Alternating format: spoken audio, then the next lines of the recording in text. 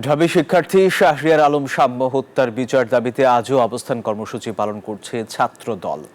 সকালে রাজধানীর শাহবাগ মোড়ে অবস্থান নিয়েছেন সংগঠনটির নেতা কর্মীরা। কর্মসূচি অনুযায়ী আজ বিকাল 5টা পর্যন্ত শাহবাগ মোড় ও হোটেল ইন্টারকন্টিনেন্টাল এলাকায় অবস্থান নেওয়ার ঘোষণা রয়েছে।